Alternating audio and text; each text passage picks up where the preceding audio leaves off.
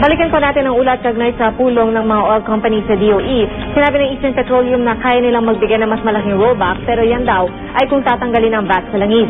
Mula sa DOE, may ulat on the spot si JP Soriano. JP? Nagpupulong ngayon ang Department of Energy kasama ang mga kumpanya ng langis at iba pang stakeholders upang pag-usapan kung tama ba o hindi ang pagpepresyo ng oil companies sa kanilang mga produktong petrolyo. Tila ang mga oil companies naman ang naglabas ng kanilang sama ng loob at hinaing sa DOE.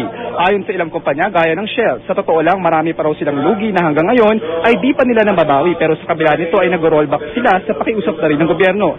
Sana lang daw intindihin din ang kailangan din kumita ng kanilang kumpanya. Ang Eastern Petroleum naman nagreklamo sa mga pambabatiko sa kanila sa tuwing di sila sumusunod sa rollback. Ang tanong nila, nasa na raw ang all the regulation law? Di porket nag-rollback ang isang oil company ay kailangan sumunod daw sila. Bawat oil company ay may kanya-kanyang problema gaya raw ng losses na kailangan nilang i-adjust sa kanilang pump prices.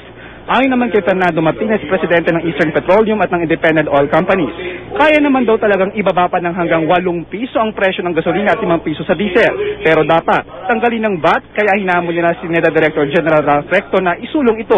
Matatanda ang si Recto ang pangunahing may akda na Expanded Value Added Tax Law. Narito rin ang ilang miyembro ng DOJ na kasama sa DOJ-DOE Task Force na nagcha-check sa mga kartel sa mga oil companies. Tanong ng DOJ sa mga kumpanya ng langis, di raw ba't nabawi na nila ang lugi nila mula sa kita ng kanilang produkto? Sagot ng mga oil companies, bawat kumpanya ay may kanya-kanyang computation sa kanilang mga kita.